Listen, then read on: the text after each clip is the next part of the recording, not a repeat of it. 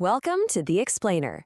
Today, we're tracing the absolutely wild origins of America's largest bank. Think about this for a second. How exactly does an entity that started out as a literal water company back in 1799 merge with the legacy of a Gilded Age financier and somehow forge a $4 trillion modern financial behemoth? Well, we're going to answer that exact question by digging into an incredible lineage that stretches all the way from Aaron Burr to Jamie Dimon. We're documenting the rise of an absolute titan. We're going to trace how a totally disorganized, chaotic 19th century Wall Street was systematically hammered into a tightly knit, globally dominant megabank. It's a story packed with incredible ambition, massive historic crises, and a level of corporate consolidation that, frankly, fundamentally shaped the modern global economy. Here's our roadmap for today. We're going to cover the rise of JPMorgan, the forging of a megabank, crises and bailouts, the Jamie Dimon era, modern controversies and challenges, and finally, the bank's current status. All right, let's jump right into part one, the rise of JP Morgan. So, our story officially kicks off in the 19th century. John Pierpont Morgan was educated in Europe, trained for banking literally from childhood, and eventually wielded enough personal power to entirely reshape American industry. I mean, just look at the sheer authority radiating from this 1902 portrait. The guy acted essentially as a one-man central bank for the entire United States. During the devastating panic of 1907, Morgan literally locked company presidents and top bankers inside his personal library. No, really, he forced them to agree to a liquidity plan, putting up his own money and strong-arming the others to do the exact same, single-handedly ending the financial panic. Because he held this immense, almost unprecedented level of power, history really presents a distinct duality when it comes to his character. On one hand, critics definitely saw a ruthless robber baron who aggressively monopolized industries, heavily involved in creating massive trusts for rail and steel. But on the flip side, his admirers viewed him as this ultimate economic hero, a pillar of moral responsibility. In fact, he literally saved the U.S. Treasury back in 1893 by hatching this complex scheme to use bonds to buy gold in Europe, which rescued the nation's gold standard from total collapse. Which brings us to part two, forging a megabank. Now, the modern entity we know today was absolutely not built by one man. Instead, it was forged through this highly complex, two-century-long lineage of strategic mega-mergers. It actually traces all the way back to 1799, when Aaron Burr used a sneaky legislative loophole to create a bank out of a charter that was originally meant to just provide clean water to New York City. That became the Bank of the Manhattan Company. Fast forward a bit, and J.P. Morgan & Co. is founded in 1871. Then you have the massive Chase-Manhattan merger in 1955. Decades later comes a monumental shift in 2000 with the $36 billion union of Chase Manhattan and J.P. Morgan. And finally, rounding it out, the pivotal $58 billion acquisition of Bank One in 2004. Let's move on to part three, crises and bailouts.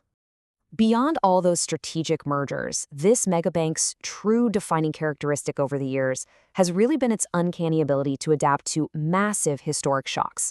Take 1920, for example. A terrorist bomb exploded right in front of the JP Morgan headquarters on Wall Street, tragically killing 38 people. And by the way, that case remains unsolved to this day. They survived that physical shock and later severe regulatory ones. In the 1930s, the Glass-Steagall Act forced banks to legally separate their investment and commercial banking operations to protect everyday depositors. So J.P. Morgan & Co. chose commercial banking, spinning off its investment arm to form what we all now know as Morgan Stanley. They just continuously adapted to safeguard their dominance. And then, of course, came the 2008 financial crisis. $25 billion. That is the massive amount the bank received in TARP funds, the government relief program meant to stabilize the collapsing financial system. But you know what really sets them apart from their peers during that time? They leveraged their famously superior fortress balance sheet to opportunistically absorb failing competitors. Right at the peak of the chaos, they scooped up Washington Mutual after its deposits were seized by regulators and the struggling investment bank Bear Stearns at absolute bargain basement prices. This sets the stage perfectly for part four, the Jamie Dimon era. The modern era of this colossus is entirely defined by one guy. Jamie Dimon joined the firm via that 2004 Bank One merger we mentioned earlier. Before coming over, he had ruthlessly turned Bank One around from the absolute edge of collapse using extreme cost-cutting and incredibly strict management. And he brought that exact same discipline right into JPMorgan Chase, establishing a highly resilient banking model. It's the model that not only allowed them to navigate 2008 so successfully, but it's also why, as recently as 2023, federal regulators at the FDIC called upon JPMorgan Chase yet again to rescue and acquire the failing First Republic Bank during that massive regional banking panic. However, Diamond's tenure hasn't been without its own massive internal failures. A staggering $6 billion was lost during the 2012 London whale disaster. This whole mess stemmed from highly risky trades on complex financial derivatives known as credit default swaps. A Senate panel actually issued a pretty scathing report stating that executives simply ignored growing risks. It just goes to show that even a legendary Fortress balance sheet is vulnerable to catastrophic oversight errors. Which leads into Part 5, Modern Controversies and Challenges. Today, the sheer unprecedented size and scale of JPMorgan Chase inevitably puts it right in the crosshairs of some incredibly intense, highly polarized global controversies. And to remain totally impartial here, we have to look at all sides. From the left, the bank has faced severe investigations into its financial facilitation of Jeffrey Epstein's crimes. Environmentally, they're heavily criticized as being top financiers of fossil fuels, though they're simultaneously trying to balance that footprint by pouring $200 million into carbon removal technologies and exploring ways to actually finance the early shutdown of coal plants. Now, the political crossfire comes heavily from the right, too.